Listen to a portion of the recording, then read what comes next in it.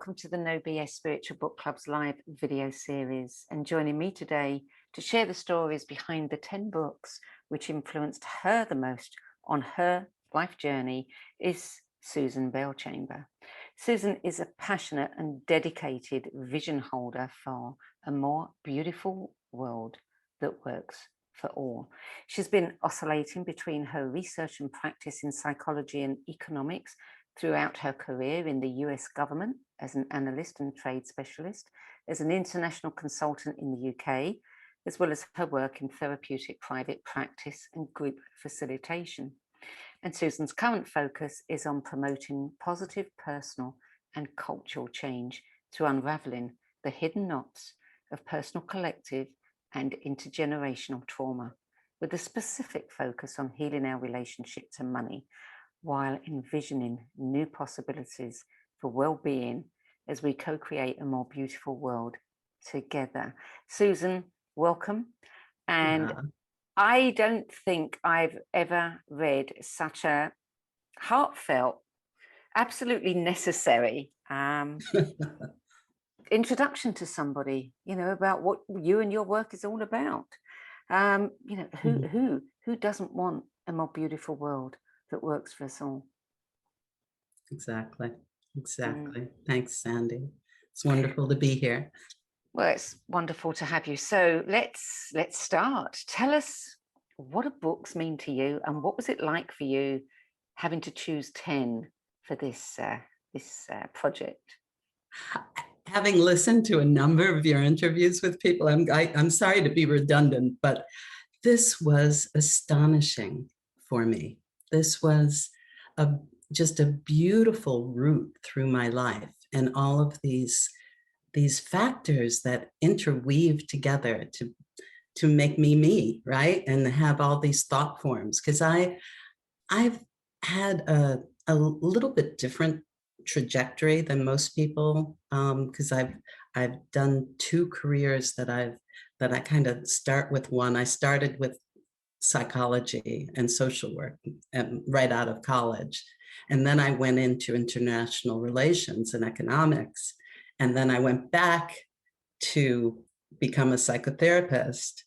And then currently now I'm interweaving the economics with the issues about trauma. So I've gone back and forth. So and these books helped me define, you know, the journey, the pathway that I've taken. They really have been markers. So thank you so much for asking me to do it. It was such a beautiful. It's one of the unexpected gifts of this that I never even thought of in the beginning. I mean, you know, I hear for guests that it is like a life review, and it is, you know, a valuable exercise. But for me, going through people's lists, you know, I can join the dots. If I know them, like I know you, I can join the dots and say, wow, there are no accidents. You know, I mean, you think about these different careers, and I've done the same thing, but there comes a point in life where they all come together and coalesce, and you suddenly see all the links between what you've done, and you weren't sure why you were doing it other than following an interest. And there it is. Yeah. There's the purpose. Yeah, no, it's beautiful. And I'm just a lifetime learner, as I know you are, and many of the people that you interview are. So, and books, I've had the great good fortune to actually study with most of these people that I've listed, and which adds another whole dimension to it when you get to know them. And I've helped a couple of them actually edit the books that I've listed, and they're just so essential. The written word, it's not, I guess, the primary thing on earth, but it really, it's a reference point that really helps ground us, right? In the thought forms that we're carrying around with us. So thank you, Sandie. It was really fun. And I mean, it was work, because condensing everything is so hard to 10 books. But yeah, I mean, it is an interesting thing, you know. The more I thought I knew everything there was to know about books until I started this book You do club. know a lot. But you know, what I'm learning too is the magic of words, you know, the energy in that form of expression, and Yeah. it lives forever. It's like something has been encapsulated and Mm-hmm. it's there forever, you know, as long as a Right. book exists, as long as in some form or another, then the wisdom, the knowledge, you know, the things that we need to know, it's all there for us. So Right. it's Yeah. given me a whole new appreciation for books. Yeah. And Yeah. I love you've what we're going to do is go through them in chronological order. I love the way that you've, you know, also given us, which most people don't do, Mhm. a little bit about your life and how it moved along as well. But this particular book, I think, is an amazing book. And I don't think I'm mistaken in thinking that you are the only person so far that has brought this book up in their 10 best list. And yet I'm gobsmacked that it isn't at the top along with, you know, some of the classics, because it is a classic. And that is Uh-huh. Anatomy of the Spirit, The 7 Stages of Power and Healing by Caroline Myss. So tell us when this book came into your life, because this was the one that kick-started it all, wasn't it? Well, in many ways it was. I mean, it wasn't my first psychology book, but you know, this is the spiritual, you know, the no BS spiritual book. So I, being the good student, you know, I spent a lot of years in academia.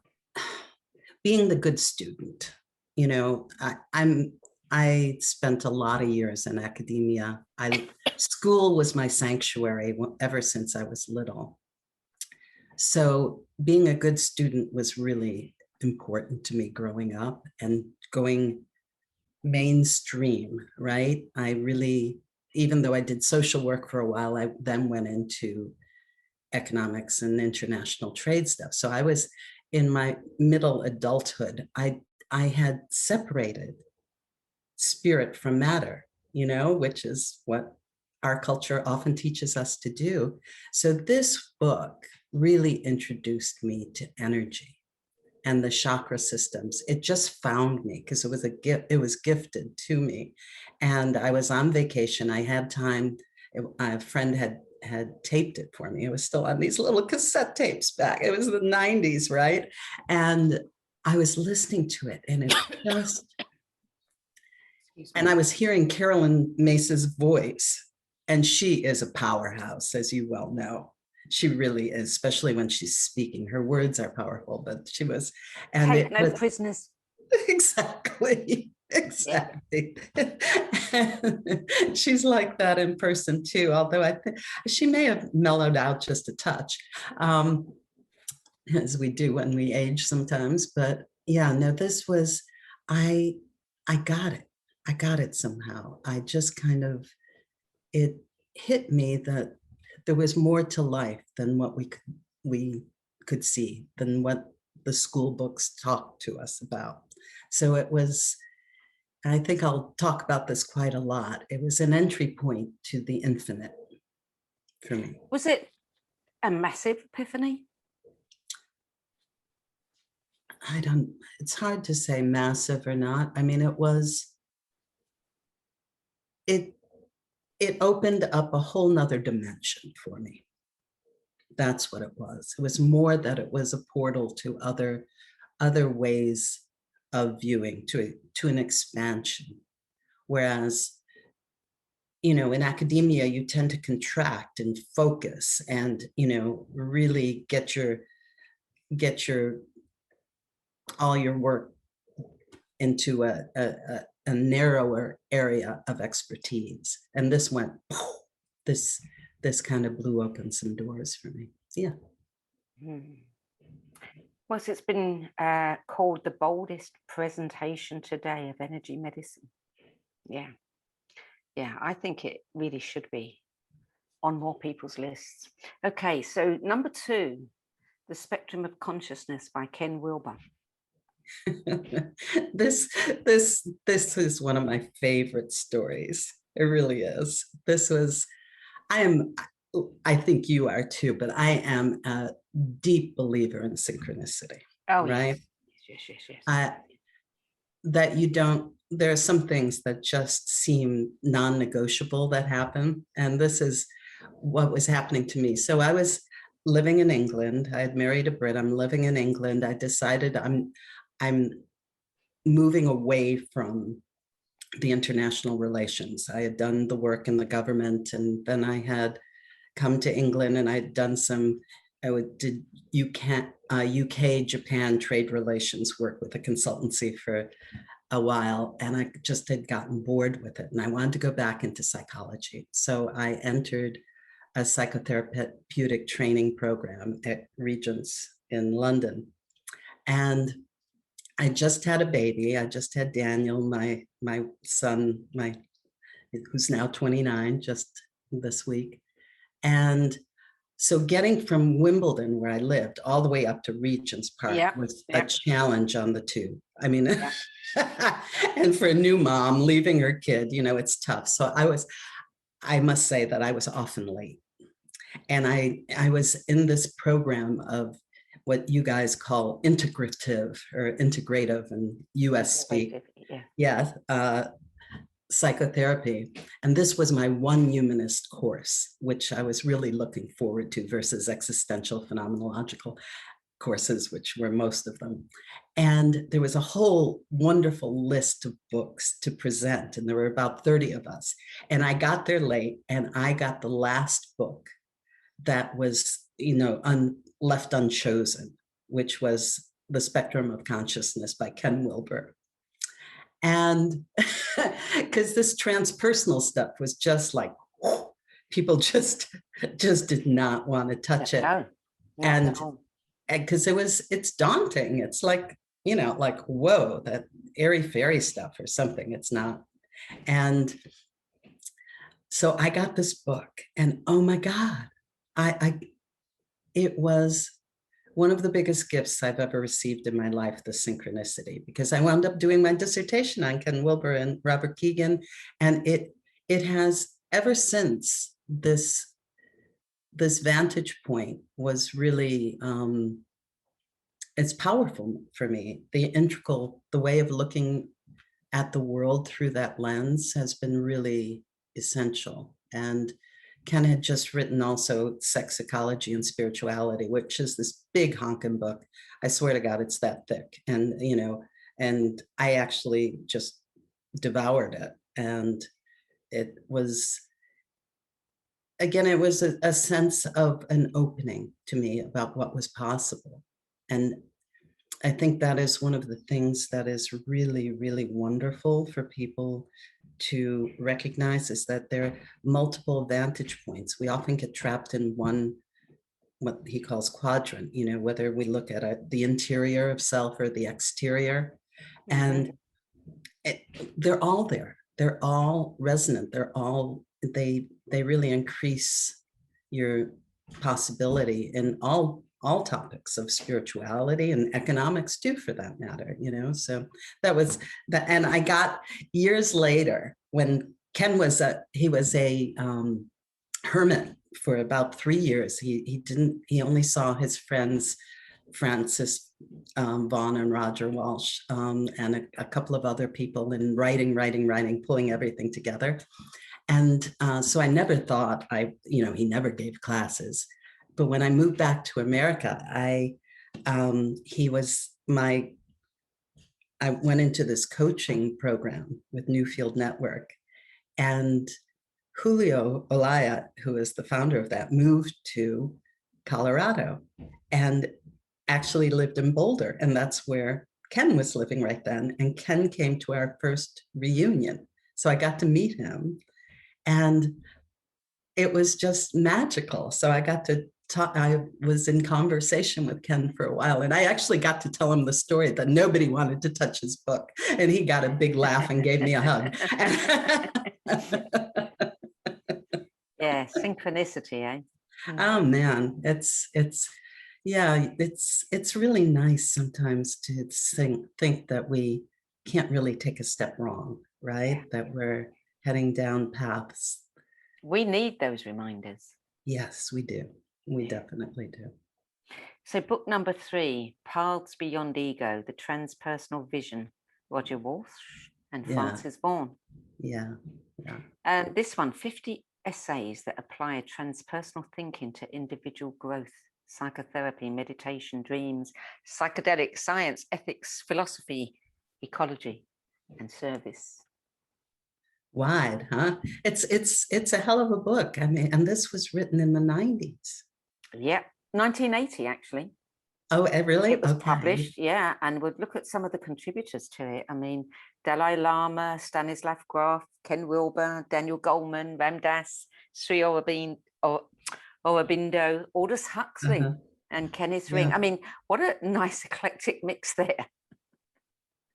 Isn't it? Isn't it? And Yeah. the thing is that Roger, well, both of them are just beautiful writers and just visionaries. And Roger Walsh, I had been introduced to him, I forget the name of the book now, frankly, but where his therapist was writing a book and actually used him as an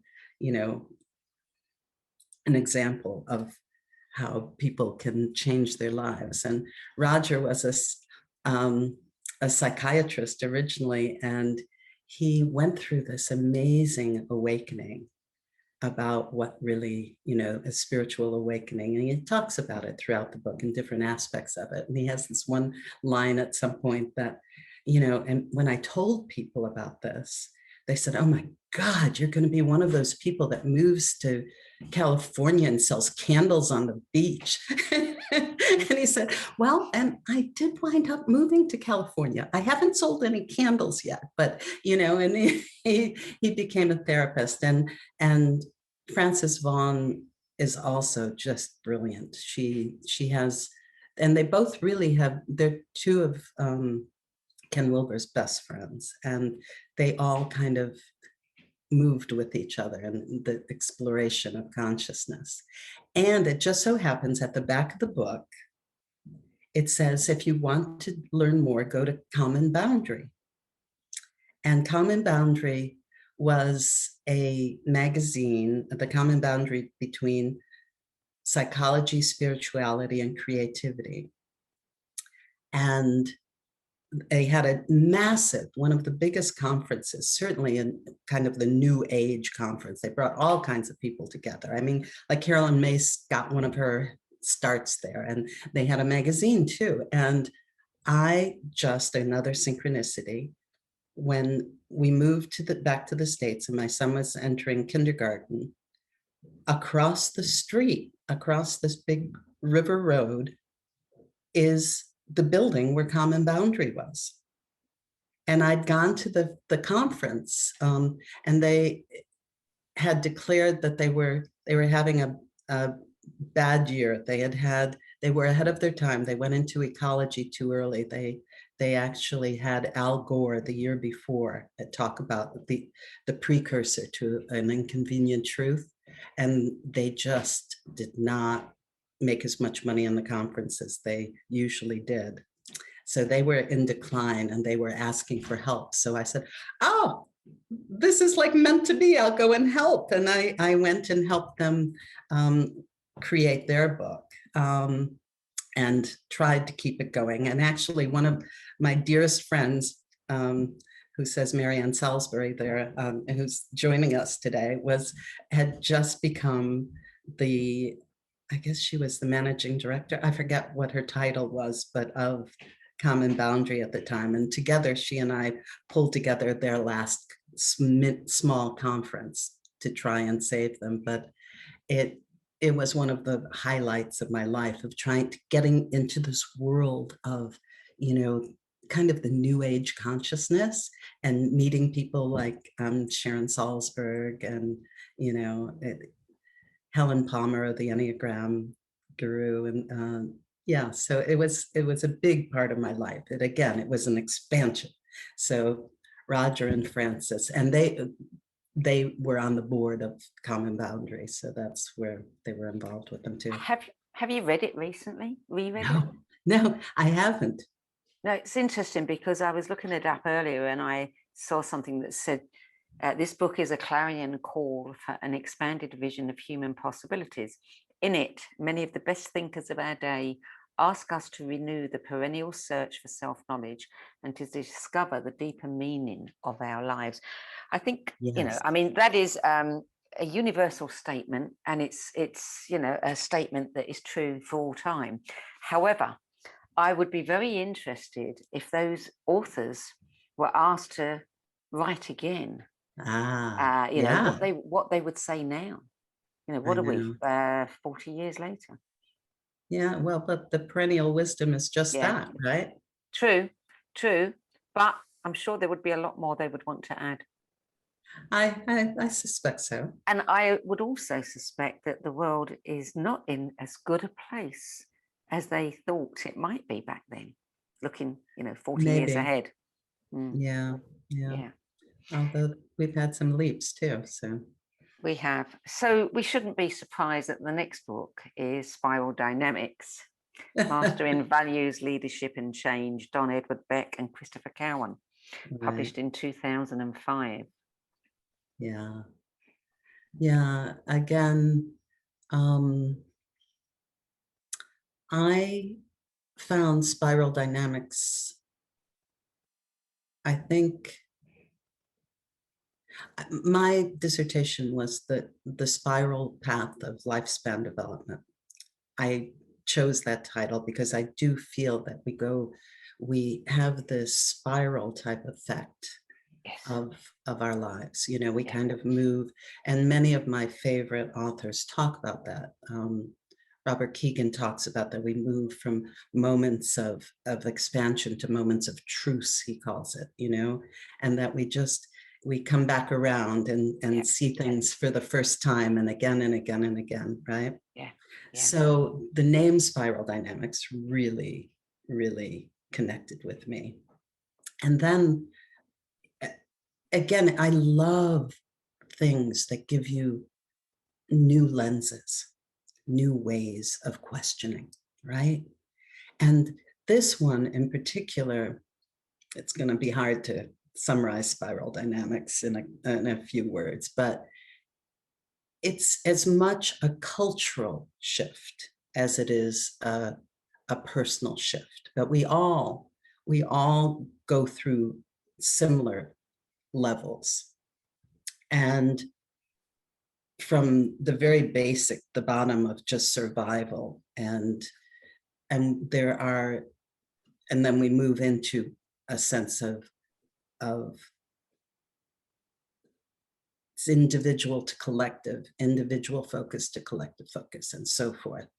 And our what's happening in the world basically shifts us, which is, and so different nations are at different levels than others, have more, like, there again, there's the individual survival to tribal to power to traditional to post, to modern to postmodern levels of consciousness, things that we tend to know.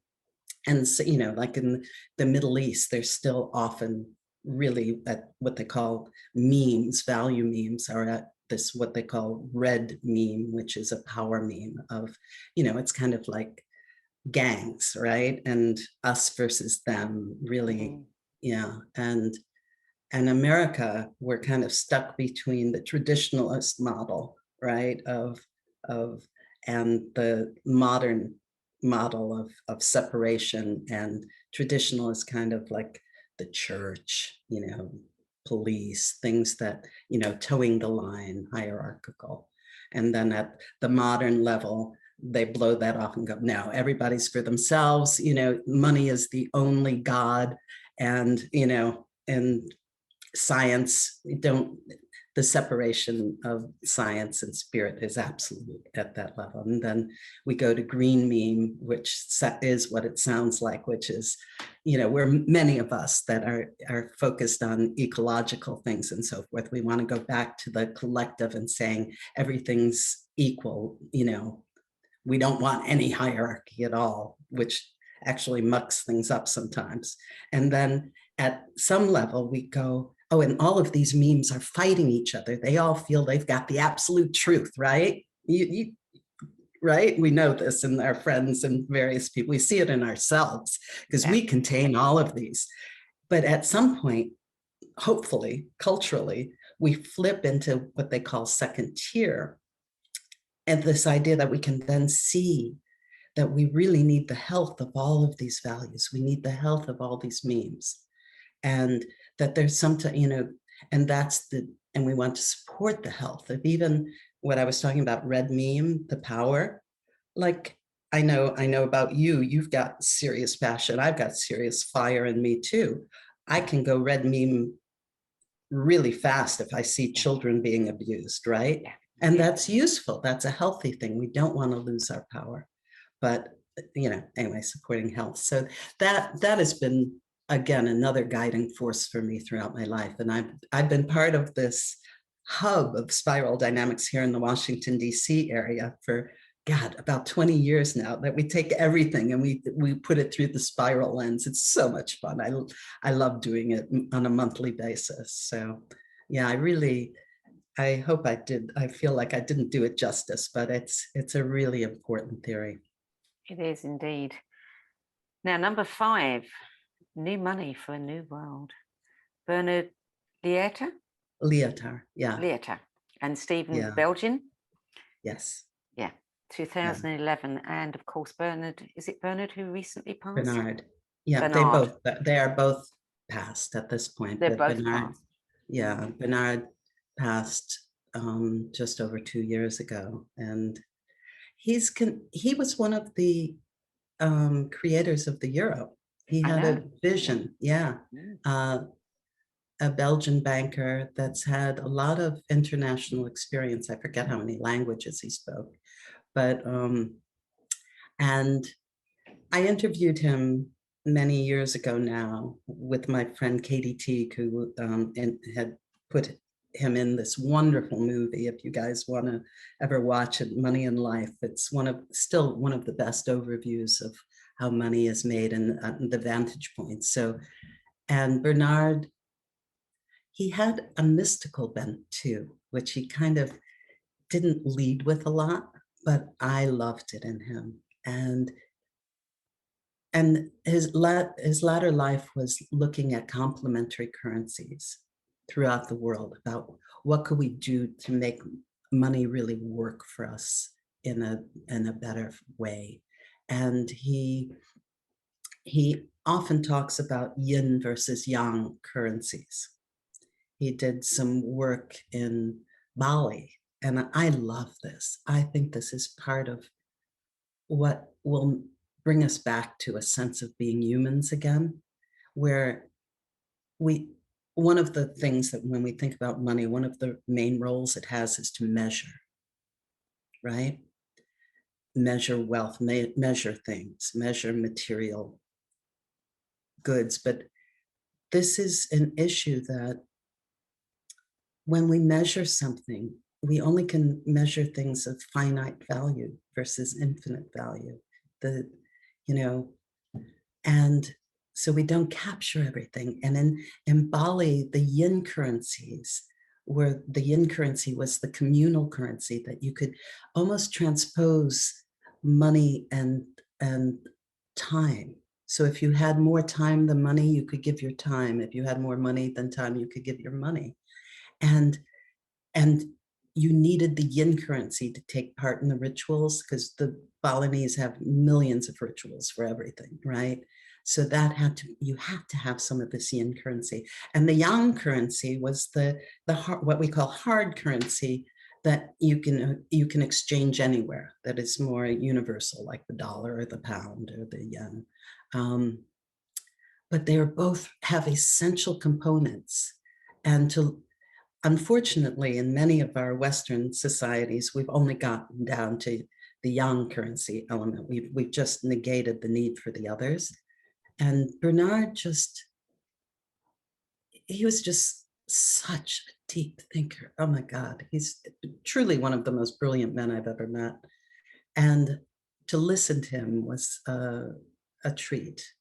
And there's another piece that he brought in that I've written about, and it's on my website, about what he considers resilience, which again, where we hear this word resilience, but what the heck is resilience, right?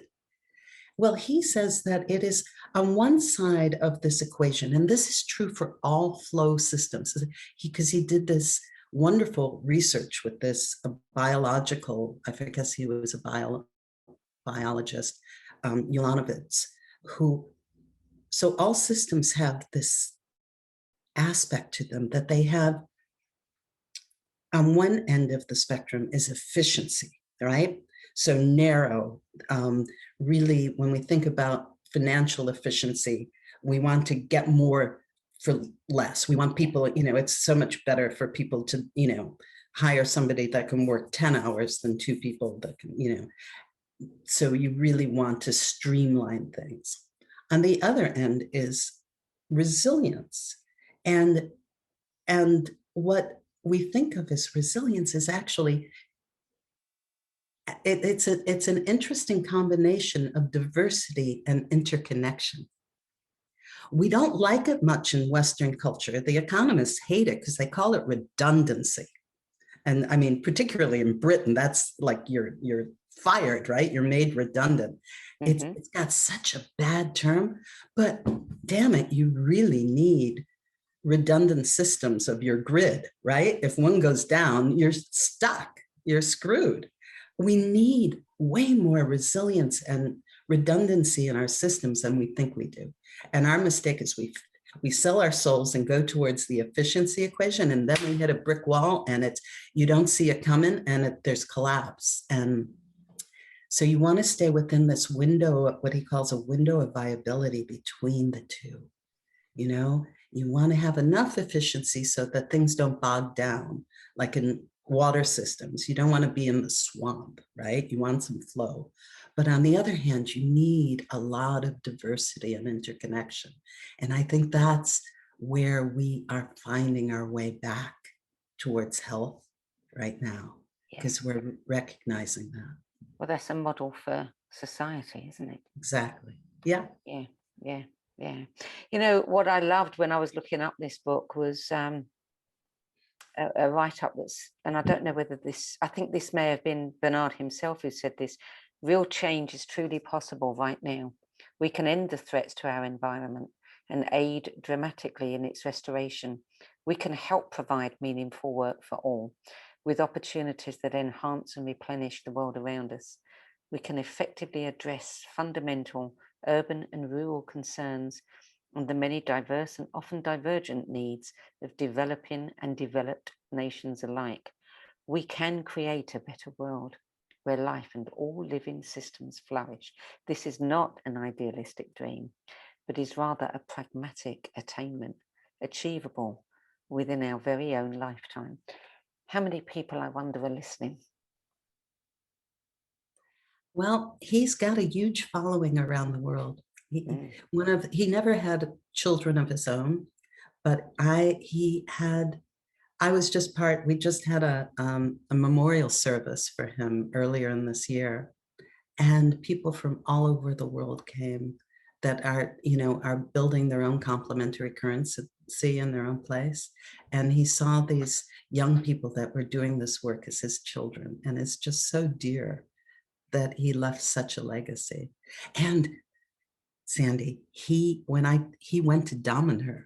Did he? Yes, he loved it. He believed in the meridians. He understood the lines. He had a very mystical sense to him. He just didn't lead with that much. When did he go there? I don't know. But I remember telling him that I was going, and he's going, "Oh yeah, it's an amazing place." Yeah. Sandie and I met in Damanhur, by the way. Yes, we did. Beautiful, beautiful place. What did he think about cryptocurrency? Well, this was this is an interesting story. He did a really interesting YouTube video, one of his last, I think maybe 2 years before he died, about cryptocurrency and about Bitcoin and the blockchain. He was interested in blockchain technology.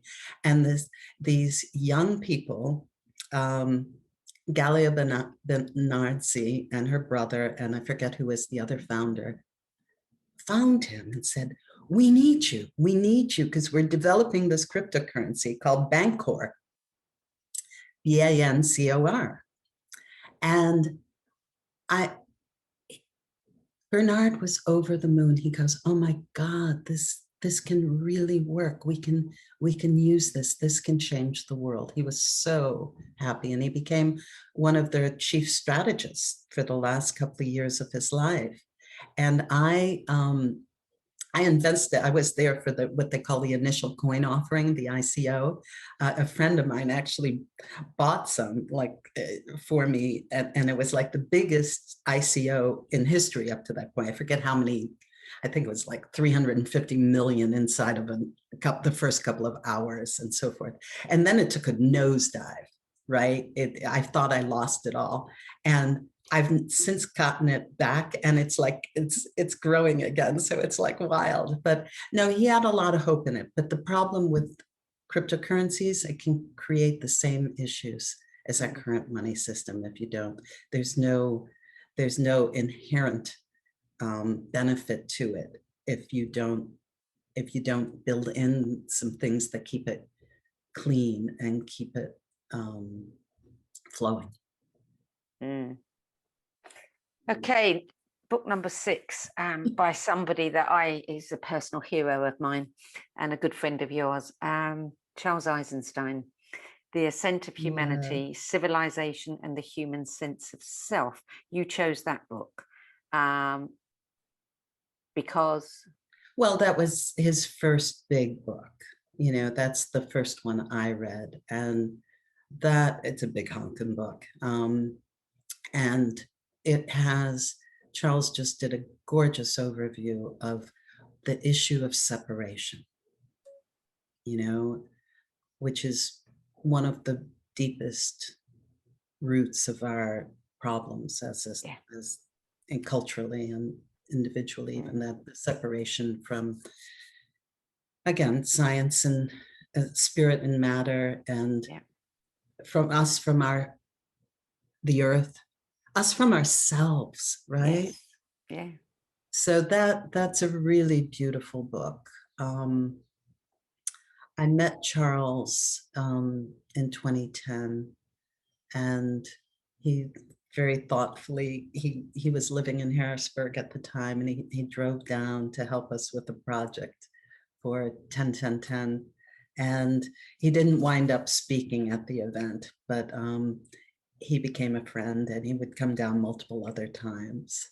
And this was a period where he was beginning to write Sacred Economics. Sacred Economics, yeah. Yeah, so I was one of, I remember editing the first chapters of this, and that one changed my life. Well, the husband at the time did not much care for Charles's thinking, because he actually had this idea that Bernard had too, about what they call reverse interest. And that, I won't go into it a lot, but it's this the sense that instead of accruing interest as you save or hoard, if you had the reverse of that, flow would happen. There's a famous story about the miracle of Wurgel in Germany, that everybody was out of work, nobody could afford anything, and the town decided to do this reverse interest, and it started because what do you do if you're losing money by not investing? You invest. So you look for things to invest in. You look at the young guy that's trying to do something inventive, and you invest in him. So there's a flow, and it's a beautiful idea. And of course, governments don't like it much, so they shut it down. But And I actually got to introduce, because Bernard was one of Charles's heroes. So, and I got to introduce the two of them, which was really fun. But anyway, Charles is just brilliant. And the more beautiful world our hearts know is possible. What a phrase that is. It just speaks to you. Mm. And the last chapter of that book is this vision that sounds like a fantasy, but when I've done workshops with him, we actually call people to do it together, and it flows out of people, Sandie. This potential is there in us. It's a really, these are spiritual books, these ideas about flow states, whether they're money or energy or what have you. For me, they're spiritual concepts. That's, I'm feeling very passionate about and tender. Yeah. I mean, I don't know what our audience believes, but I see where religion has divided people and separated us from, parts of ourselves. And I think money does exactly the same thing. Exactly. Yeah. Yeah. Mm. Yeah. I don't know. How are we doing for time? Can I read something? Absolutely. Go ahead. Yes, we've got plenty of time. This is, I just picked this up again today, thinking about doing this. And he talks about this is on page 318 of his book on sacred economics. Money and measure are indeed closely intertwined. Money originated, in fact, as a measure, a standardized quantities of commodities and metals. Of all the of all the things that beings make and do for each other, it is the unquantifiable ones, though, that contribute most to human happiness. That's a mouthful right there. Quantifiable needs are also finite. Another reason to question a money system predicated on infinite growth of finite demand for finite resources, right? That's what screws us up, because we're always chasing the buck and there's never enough. Qualitative needs are different. They're neither quantifiable nor finite. And in this realm, that the ideology of ascent finds its true spiritual motivation. Growth on one level might end. The growth of the monetized realm, the growth of our appropriation of nature, but another kind of development will continue. The growth of the human spirit, with its infinite need for beauty, love, connection, and knowledge. A zero growth future is not a stagnant future, no more than human life stagnates when a teenager grows her last inch at the age of 16. So, and he just says that this is so clear to me. It's the unmet qualitative needs that so impoverish us today. That's where we're impoverished. That's the difference between money and wealth, that we're impoverished in our whole, this is another brilliant thing that Bernard wrote about, was the different forms of capital, that everything kind of collapses into this capital as financial capital, but we have natural capital, we have social capital, we have many forms of capital that we negate when we diminish in importance when we just fixate on the financial capital. And yeah, this is where we're shifting right now. I feel it. I've spoken to so many of, I've been in so many things with Charles where particularly the young people get this so readily. Yeah. So anyway, thanks for listening. No, I mean, this is fascinating, and it's something, that we need to look at. Yeah. We need to look at. We can't avoid it. Okay, so number 7. Presence, Human Purpose and the Field of the Future by Yeah. Peter Senge, Otto Senge. Sharma, Senge. Senge, okay, Joseph Jaworski, Jaworski. Yeah, Joe Jaworski. and Betty Sue Flowers. Now, there's one I can pronounce. Yeah. 4 authors, and you call them 4 brilliant authors who held an ongoing conversation that turned into this beautiful book. Yeah. Yeah. No, I mean, I don't know how I found it, frankly. It was the term presencing. Now it's become common parlance, right? But this is where it began, where they were literally going, so what's real and what matters? And they were having this deep conversation. And this is before Otto came up with Theory U, which you probably know about. I don't know if anybody's thought of it as a spiritual book, but I do. He's Otto Scharmer. Peter Senge and Otto Scharmer, I think Peter might still be, I know Otto is, are professors at the Sloan School in MIT, not the, this, and Otto Scharmer literally would bring in source as a topic in these business conversations way back when he was first beginning. I mean, this is astonishing. He's a product of his lineage because his father was a biodynamic farmer. So he knows, he often will, early days at least when he was describing, he was talking about the surface of the soil and what was going underneath, in the invisible realm of soil and what makes for good soil. And he had this magnificent way of bringing it into, okay, so this is how we look at things. And we have to go down deep and we have to drop into the you.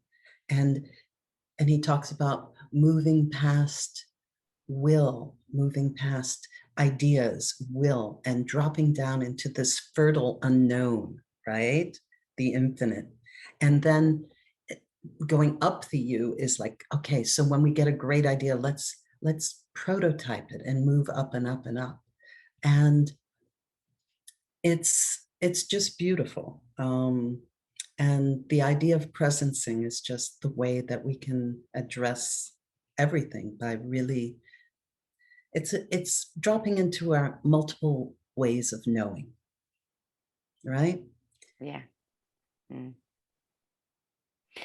And you studied with all 4 of them? Yeah, I did. It was very fun. Yeah, I got to meet Peter and Otto at Omega Institute. And then I went down to Austin to study with Joe Jaworski and Betty Sue Flowers. And yeah, Joe almost hired me.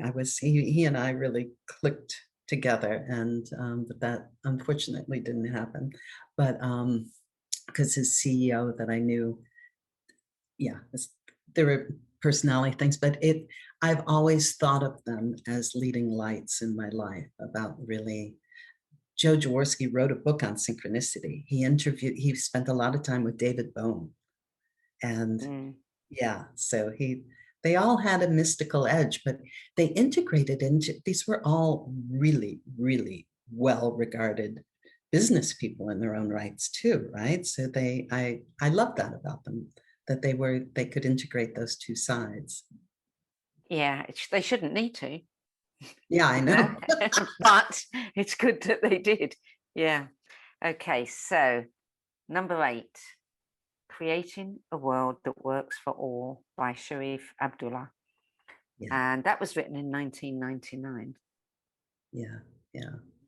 Yeah. Sharif, he's just an amazing, interesting man. African-American.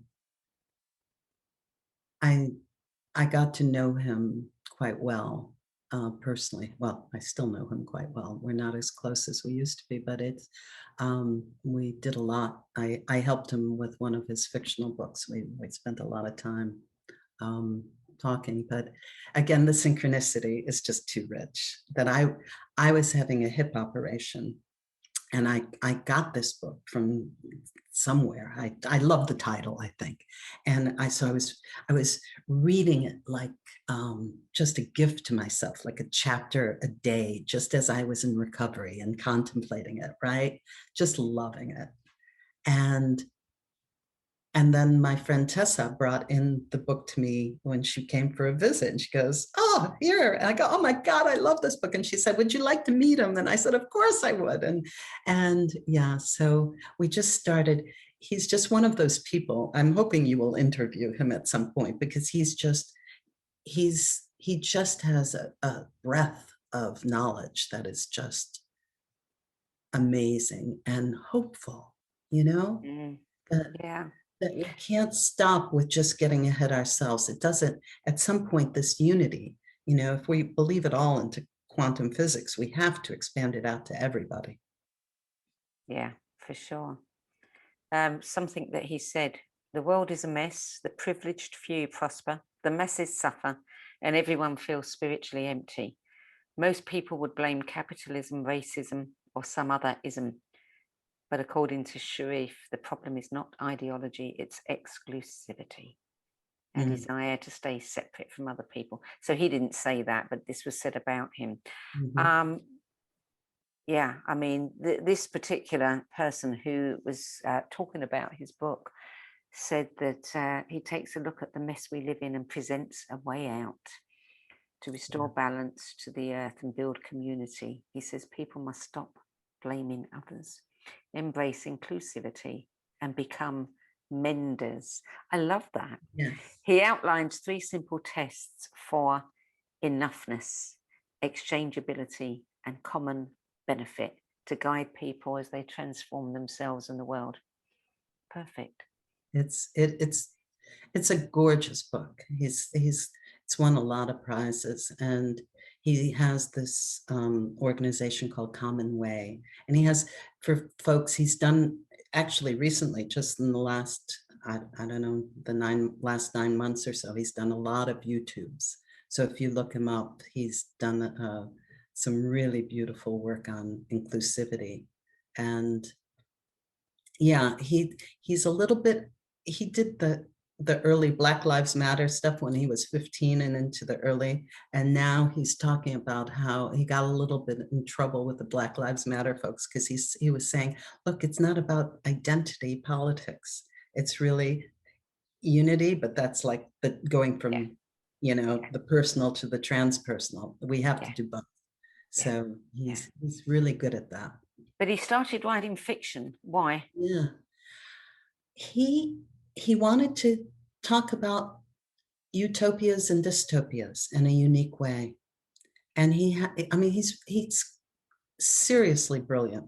He has some of the most astonishingly creative ideas about, for all different ways, about how to use water, how to use energy. It's Chronicles of the Upheavals was the one that I was very engaged with. And he's just written a second finishing of the story, so to speak. And it's just, sometimes fiction is a way for people to take a look at what's happening. Like, oh my God, if we go down this path, this is what's going to happen. And then how do we get out of it? It's kind of like Starhawk wrote The Fifth Sacred Thing. It has elements of similarity to that how do we go to the absolute depths of despair, and how do we find our way back? It's hard sometimes to contemplate these things, but I think it's important. And he's an optimist, even despite everything. He really is, I think. Yeah. Well, I hope I get to interview him too. Yeah, you'll like him. He'll like you. I'm sure. So book number 9, Does Altruism Exist? Culture, Genes, and the Welfare of Others by David Sloan Wilson. And you say that this was a fortuitous accident because it pretty much literally fell off a shelf into your life. Yeah, I was back in the days when we still had bookstores and Barnes and Noble, this giant Barnes and Noble, and I was waiting for a friend and looking through and I go, oh my God, what an interesting question. And David Sloan Wilson is just an amazing guy. I only got to meet him very briefly at a conference. I've never gotten to study with him. So he's one of the ones that I don't have a personal relationship with per se. But I think as you know about me and as we know about each other, I've been very fascinated with the idea of intentional community. Yeah. I've been longing for this. I feel that this is where we can experiment being full human beings and really bring together things that nourish us and that we can share in ways that, you know, instead of everybody having separate everything in this hyper individualism, you know. So I've been going around the world to Damanhur, to Tamara, to various places looking for intentional community. But in America at least, they often fail. And I'm going, and you know, oh my God, I don't. Why? Why do Well, they that's fail? the point. This is the point that David Sloan Wilson writes about and why he and Eleanor Ostrom, who is the Nobel laureate, I forget what year now, is in the 80s, did research. They went around the globe looking at communities and what allowed them to be sustainable. And they figured out all of these different potentials that they all needed. And if they had these things, then they could be sustainable. And David Sloan Wilson also looks at biological systems too, not just human systems. Together they looked at human systems. And I'm going, oh my God, we just have to recognize, you know, we need these things in our systems in order for them to be sustainable. Oftentimes, and this is, I think everybody listening will get this, one of the things with human systems that we don't do, that biological systems tend to do much better, at least the ones that live, are we don't protect from corruption from within. That's an interesting one. Yeah, we have this enemies from without oftentimes, and we don't do a great job at that either, but particularly when it comes to making everything separate, like, you know, thinking that we're going to win the war on germs, right? That was that's a crazy idea. But yeah, so this is why there are factors that we really have to take into account. And I can't rattle them off now, but it's a beautiful book. And he goes through it in such a beautiful way and talks about things that the bottom line is that when a one-off power trumps trumps the individual at a certain level, but collectively when we unite, that is the thing that wins. And when we really we can, what he talks about, pro-social choices. And they've been doing research about this. His Evolution Institute does research on communities that do pro-social choices. And it's quite engaging. It's really quite inspiring what we can do when we choose. And just that we learn that zero-sum games, the idea that what's more for you is less for me, that's just a made-up concept. It's just that we based our whole freaking culture on it. Yeah. You know, it doesn't have to be that way. We can do what I don't know if anybody's ever used this term, but I use it in some of my writings. Collaborative synergy is a radically different concept and just so much more useful to the more beautiful world than a zero-sum game. Yeah.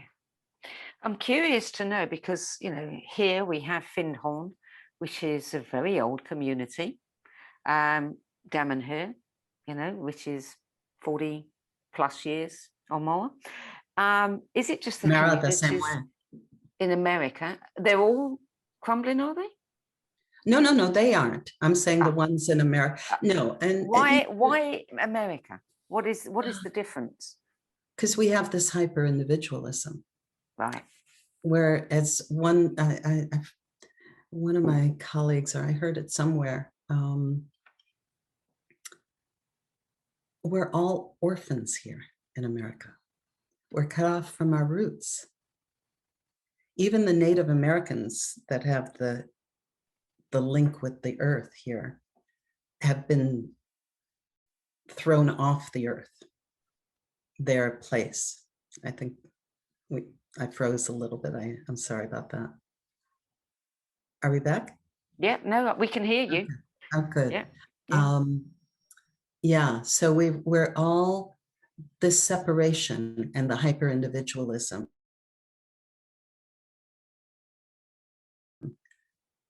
just it corrodes this concept of the potential of us working together. Now, there are eco-villages and so forth that are setting up, but they often they're often started out by a charismatic leader or somebody that had the money, and then something happens and it breaks down. At least it's kind of a general story. In fact, Charles and Stella Eisenstein, we were trying to create a community, and we were, it was something that we were gung-ho trying to do, and it just ran into too many roadblocks at the moment. And I still have hope. I'm going to keep going after this until the day I die. I hope it's changing. I think we're changing. Yeah. More and more people are looking for this. Yeah. Okay, so book number 10, The Power of We. Yeah. Awakening in the Relational Field by Thomas. Now, do you pronounce it Hubler or Hubel? This is really interesting because I was checking earlier on, and there are a number of different pronunciations, including, believe it or not, and I've never come across this one, a pronunciation that is Hubl. Yes. Literally, that's the Hubl. pronunciation. Yeah, that's how. And it's sometimes people say Hubel, but it has the, what is it, the umlaut over the U or whatever, the double. Yeah. So that's why they add an E oftentimes in English non-Germanic speaking countries. Yeah, Thomas Hubel. This is a beautiful place because this brings me up to current time. Yeah, Thomas is a mystic in the marketplace. He started out as a mystical teacher, and he just put out a book this past year on collective trauma, and that we've run 2 big summits, collective trauma summits, with hundreds of thousands of people. I mean, big things. And he's had conversations with probably all the main trauma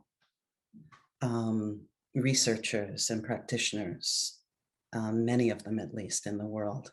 So here's the thing, and Thomas,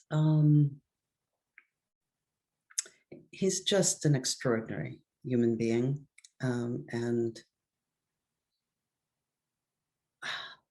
the answers. So the question is, why can't we make better decisions to get to the world that we want, to get to the more beautiful world?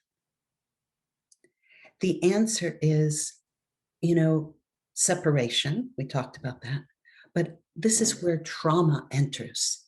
This is why it's mandatory, I think, for all of us spiritual folks to understand about trauma, because trauma is the glue that holds the very things together that keep us apart. It essentially locks in separation, trauma. It really is at the base of a lot of our collective despair. It's at the base of our disempowerment, and the world that is the opposite of the more beautiful world, the more horrible world we know is possible. that leads us to a sense of disempowerment and like life sucks, but you know, so what? You have to get on with it. It's just normalized. Trauma happens to us personally, intergenerationally, and collectively. I talk a lot about this on my website, Money and Trauma. And we all, you know, this is the thing about trauma, like money. These are topics like, no, we don't want to deal with it.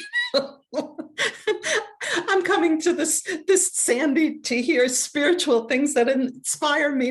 Don't tell me about money and trauma. But this is a portal to understanding what has stopped us out. You know, it's really where spirit and matter find each other and where we can go to really delve in. Because if we don't unravel this, it blinds us. It's like going through the world blinded and, you know, deaf and dumb. And I really, the more I do this work, the more I'm amazed by it. I've done work with a number of colleagues, you know, and doing it with family constellations. So look at money and looking at the archetypes that we find in our lineage. And this is the thing we found out through epigenetic research and so forth, that this, what is her name? Rachel Yehuda. She's a medical doctor in, I forget in New York. And she's done research through looking at the DNA of Holocaust survivors and the generations since. And she's found actual DNA changes in the grandchildren of these Holocaust survivors. We carry trauma in our very DNA. Yes, we do. And I mean, that's mind-boggling. So we all have it, whether we're rich as hell or you know, barely can put a meal on the table. We all have this in our system because somewhere in your history, somewhere, your relatives had to really struggle with survival. And thankfully, resilience is also in our DNA, you know, because we're products of survivors, you know. So that's it's a beautiful balancing act that we have going on. And collective trauma, we don't even see sometimes, you know. I mean, money is a collective trauma in our lives, that because we don't even sometimes even question it, right? That's just how things are. And, you know, inequality, racial, gender, you name it. Trauma keeps us trapped in our issue with, you know, the earth and how we're destroying it, our ecological trauma. So this is the thing, that really looking at this deeply, and the way trauma forms is in relationship. We talk about developmental trauma of all of us, that at some level something happened. Our parents are imperfect creatures and something happened, or we are born into the collective trauma of our culture. You know, you can't get away from it. Yeah. But we can, in relationship, begin to heal it too. And that so many of us began to explore this in, you know, our relationships with therapists or coaches or something. This is a way forward. But for me, I've been doing work with groups, small groups, sometimes larger groups. Thank God for Zoom, because you can break out big groups into, you know, triads and so forth. That's a lot of the work I do, a lot of the work Thomas does too. And together we begin to look at where trauma has led us, and where, when we're triggered by something, inevitably you can trace its roots down to where it originated in us. I just had a call with him on Monday with our team of facilitators of the Pocket Project. Look at pocketproject.org, folks. It's beautiful, and this work we're doing. And we were, one woman brought up, brilliant, these are wonderful, wonderful practitioners, have years and years and years of practice in therapy, remediation, or, you know, many different things. One was talking about grief as a substance of where we're going through these levels of grief right now in our culture that we're finding in these international labs. I helped to facilitate one on racialized trauma and one on immigration. The grief and trauma in these fields, intense. And we're beginning to uncover some of it. And it's tough work. It's not easy work, but it's such beautiful work. It has to be done. But this one woman was talking about grief, and then she goes, oh my God, it's in me. And she traced it down with Thomas to where it showed up in her life, and she got it and go, oh, I can feel that. I can see it now. And then maybe I don't have to be as triggered by it now. Yeah. And we learn this thing about regulation, our own, you know, you probably know about polyvagal theory, about that we can do this personal regulation, but even better, we co-regulate together as a community. For me, the more beautiful world begins with this capacity to co-regulate with each other, because then there's almost nothing we can't do. Yeah. And this is actually a set of CDs. It's not a written book, is it? Right. No, that sounds true. But there is a written book now that he talks. Oh, there is. Yes. Okay. I couldn't find it when I was looking today. Well, it was his, if you go on whatever, Google Thomas Hubel and his book, I don't have the exact title right now, but it's on collective trauma. Okay.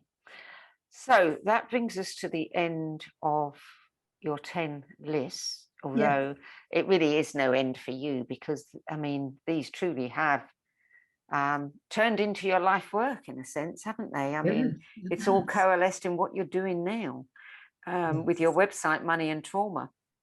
Right.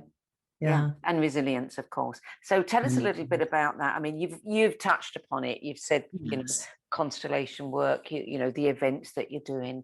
What else do we need to know? Well, I just love this work. It's my little, you know, it's where my interests kind of overlap right now for the moment. I'm always kind of looking at new things all the time, but for instance, right now, I can invite people to something that I'm doing, just in a little introductory taster with a financial planner friend, that Water's Edge. I love this woman so much, Susan Savet, because she looks at financial planning from a vantage point of the concrete. And yes, we need to make money. And she has this mystical side to her that I think all the great investors have. George Soros had it, John Templeton had it, that they would feel things in their body when they knew about making good decisions. She has this, and her mission is to help women in particular, that women that are doing important work in the world, communal work, particularly, that she wants to help them succeed. So she has that vantage point, and we're going to start a series on this topic. And we're not going to call it Money and Trauma because she's afraid that's going to scare her clients at first, but we can look about what our reaction and how to right size money in your life. That is kind of where a lot of people that are not quite down the spiritual path yet we know that, right? We need to right size money because we don't want some of the richest people on earth are still the ones that are totally screwed up about money. Because if this is something, I haven't seen anybody else do this yet. I think it's coming. Probably some of your friends have, but I've studied a bit about attachment theory through the years. Yeah. And, you know, we think of it as attachment, you know, about whether we have healthy attachment or anxious attachment or disorganized attachment, you know, in children a lot. Bowlby, one of the Brits, really did a lot of work on this early on about our attachment to mother. Yeah. But it leaves all of us at different styles of attachment. And again, and I'm going to own it for America, in our culture of the hyper-individualism and this fixation on yang currency, the hard currency, we mess up and we think that we can use money as an attachment vehicle, that it'll keep us safe, that it'll keep us, it'll meet all of our needs. And as soon as you make the mistake of putting that at the front of your train and thinking nothing else matters, you are in a form of addiction that kills people.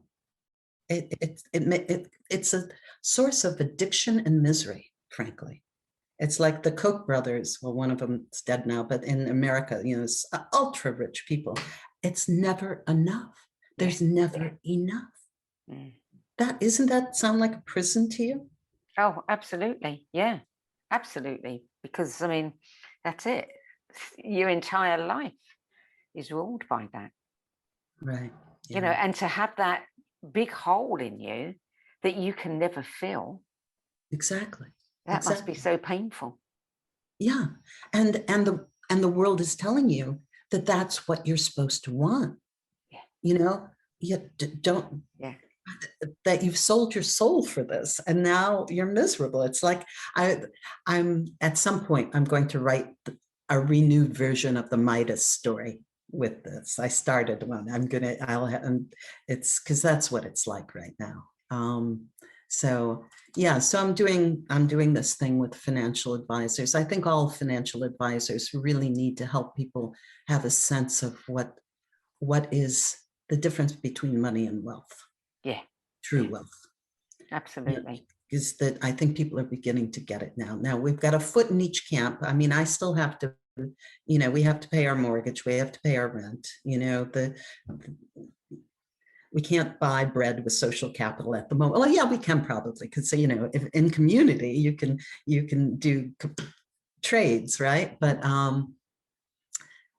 so I'm doing that with financial and folks. You're running events, and you're also doing personal coaching.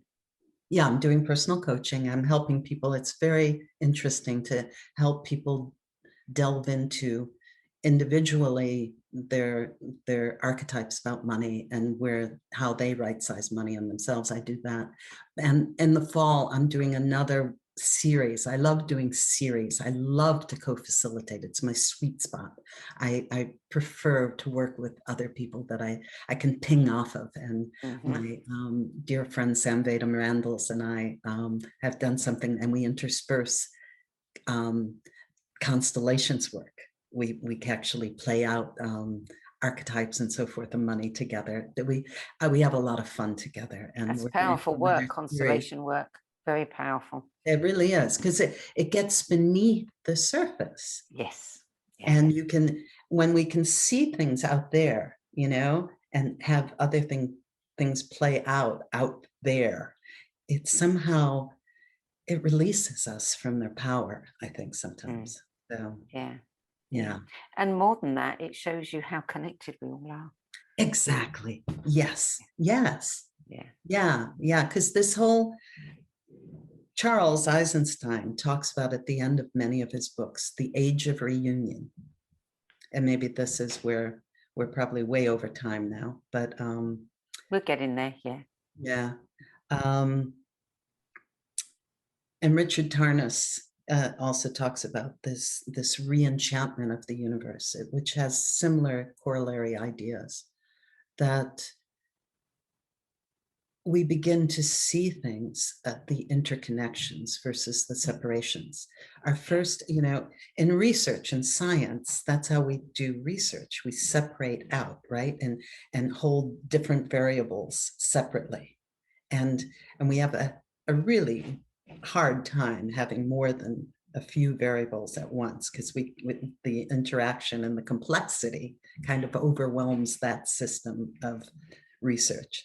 But in the age of reunion, we begin to see the interconnections. This is I don't know if are you going to ask me what I'm currently reading? Is that how you I, end? I absolutely am. Okay. Can I bring it in now? Absolutely. Good Because time. I'm reading this. It's taken me a while to get through this book because it's so deep. But Paul Levy wrote Quantum Revelations. And somebody that I have studied with, Jean Houston, wrote the foreword for, and she said it's one of the best books she's read, most important book she's read. And Quantum Revelations is about this interconnection. It's the quantum, right? I mean, it's how everything is connected. And when we move from the finite, this fixation on the finite, and open the door to the infinite. I mean, this is my practice. This is the energy work that I do now with a wonderful man named Dan Amons, that whereas the finite, we make enemies and boundaries, right? And it's useful. I mean, we sometimes need these things. We sometimes need a fence. But in the infinite, we only have potentials and have more options. And, but it takes a humility that it's not the world revolving around us, right? So, Quantum Revelations, I'm reading right now. I got to give a plug for our friend Kate Montana, and who's been on this. She was in an episode last year. Yeah, one of your first, right? And Apollo and Me, it's fiction again, but oh my God, I love this book. And then somebody else you interviewed, I just was given this book, The Book of Awakening by Mark Nepo. Oh, right. Okay. I can't believe I did not own this book before this. I mean, it's 20 a year, and it's a everyday reading. Yeah. And Mark, that's his real famous one, isn't it? The international bestseller. Yeah. I interviewed him a few months ago about, and I can't remember, sadly, the title of the book, but it was a book that just blew me away because he had these very small chapters. I think it was something like 52 chapters, quite short, but they were all on little stories, but really important things to contemplate. And he encouraged you to, take a walk with a friend and share your own thoughts about this. And I don't know this one. I've had other of his books. They're beautiful. This one was brilliant. I like a book that grabs me and I can't get it out of my head, bookworms. And I had put off interviewing Mark for a long time. And I was so sorry that I'd done that when I did interview him and read this particular book, because it was like a little treasure that I'd been sitting on for months. And it was just amazing. The things that just, I can't even begin to, think of some of them, just small things, but big things to contemplate and really think about. Just kept my mind going for weeks.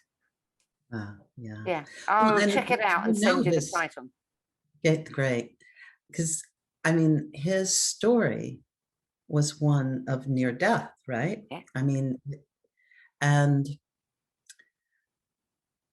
I hope that we can learn from others more than having to hit these major blockages ourselves. I feel that I do sometimes get these grace moments of having insights to things that I don't need to have the full experience, right? I get a taste of things. That's how thank you, that I sometimes get to learn from. But he is just a beautiful man, that he has made the most of this connection.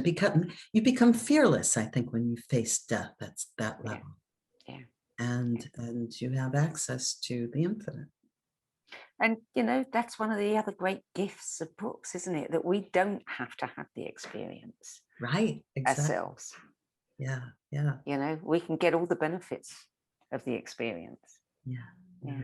Thank Well, you for Susan, doing this, because I think you are giving this gift in your own way, Sandie. You're giving this huge gift to the universe of exposing us all to these other possibilities. Like you've got this, you've got me, I'm going to go and buy this new Mark Nepo book right away. And yeah, thank you so much. well, we're all doing that. And that's the whole point of the book club is, you know, to share the things that moved us so that others can resonate with them or not. Right.